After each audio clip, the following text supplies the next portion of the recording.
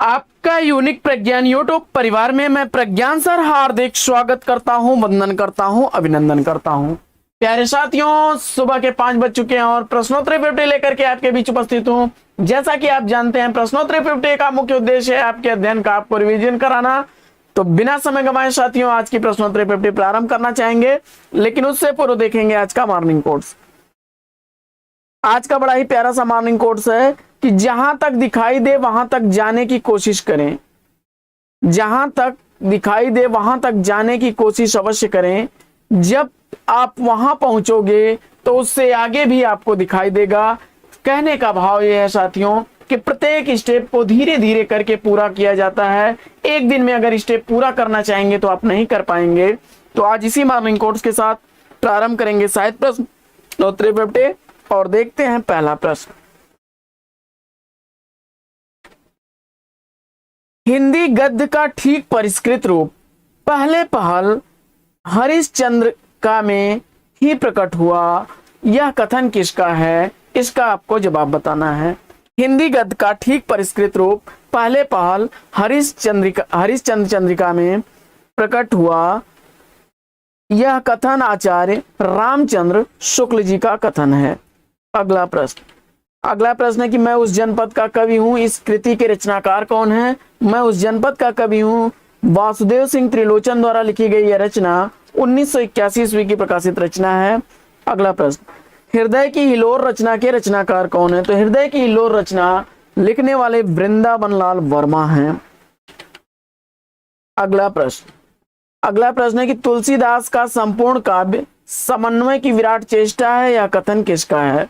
तुलसीदास का संपूर्ण काव्य समन्वय की विराट चेष्टा है, यह कथन किसका है? तो जवाब हो जाएगा आचार्य हजारी प्रसाद द्विवेदी जी का।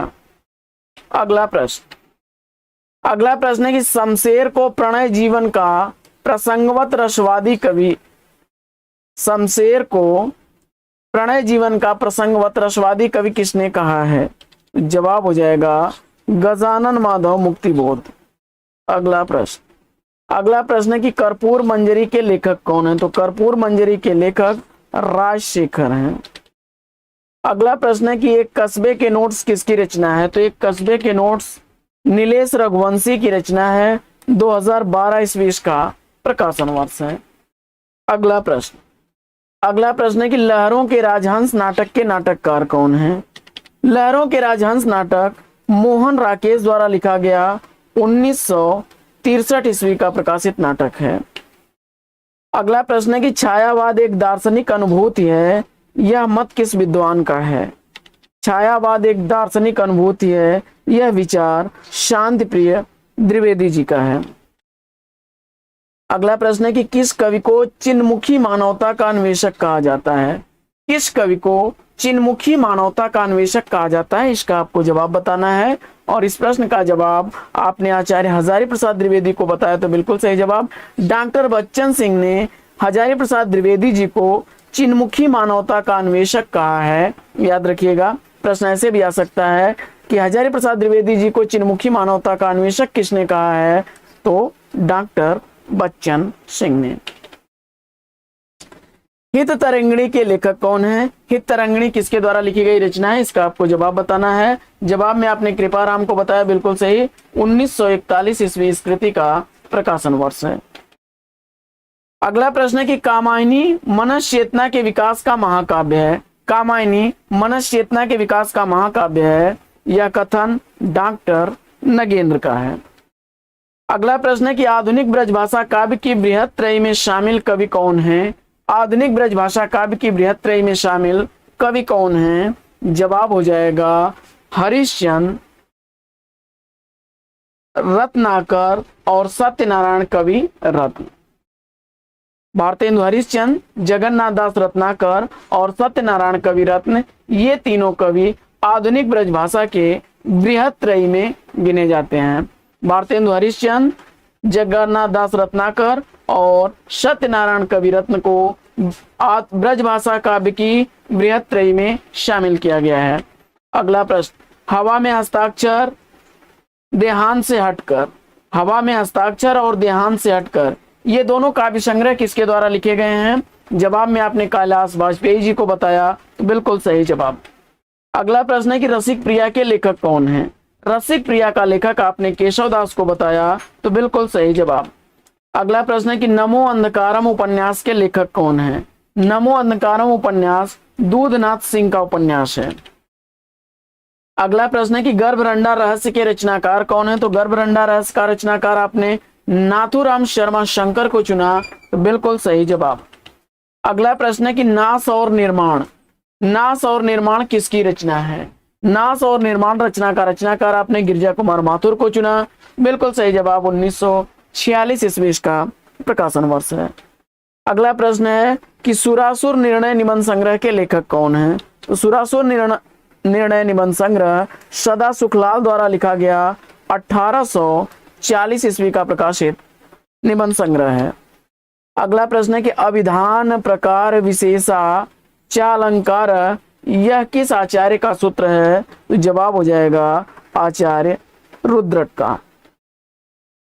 अगला प्रश्न है कि चक्रव्यूह कृति के रचनाकार कौन है? तो जवाब हो जाएगा कुंवर नारायण द्वारा लिखी गई यह रचना 1956 ईस्वी की प्रकाशित रचना है।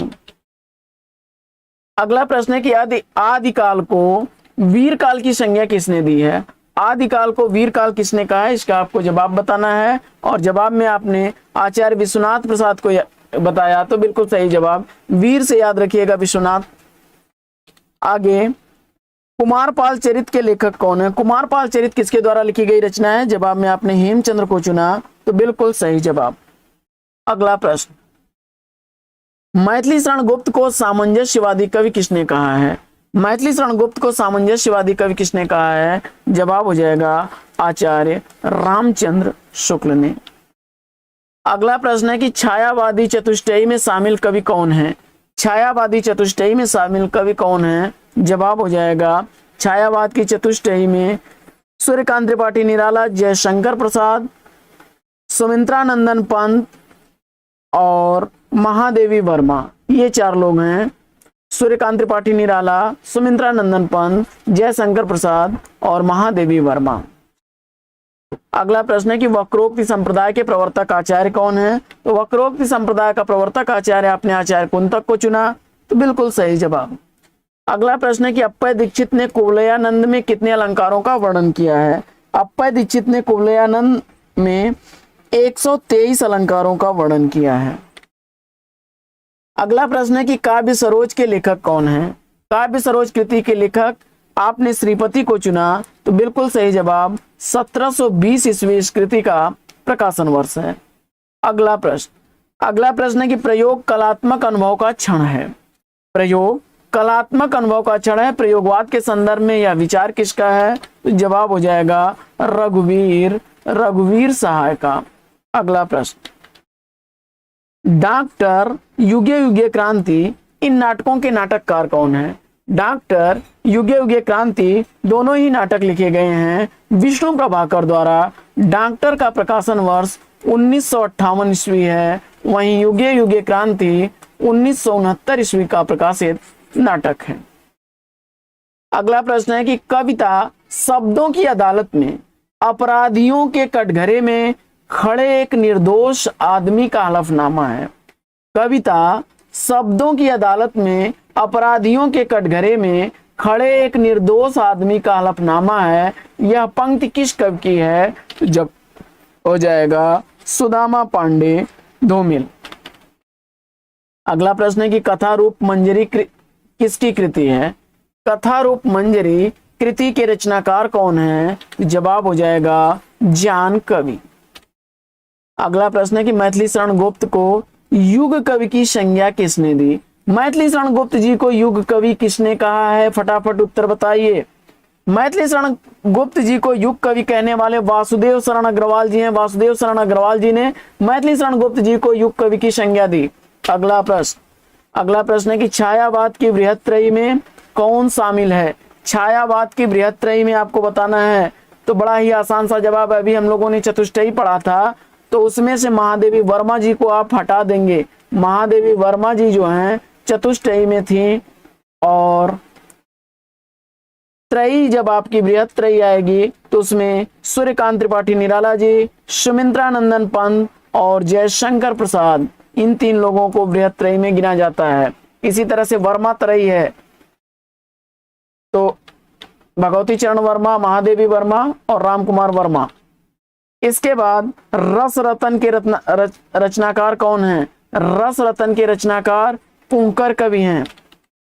अगला प्रश्न है कि आंसू कवि के जीवन की वास्तविक प्रयोगशाला का आविष्कार है, यह कथन किसका है?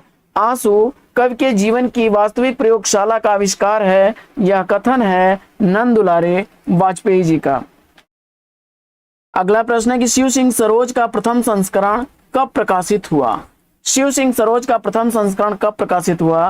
तो जवाब हो जाएगा पहला संस्करण 1878 ईस्वी में प्रकाशित हुआ था, बाकी इसका दूसरा संस्करण 1883 ईस्वी में प्रकाशित हुआ। अगला प्रश्न है कि खूंटियों पर टंगे लोग कुआनो नदी काव्य संग्रह के लेखक कौन हैं?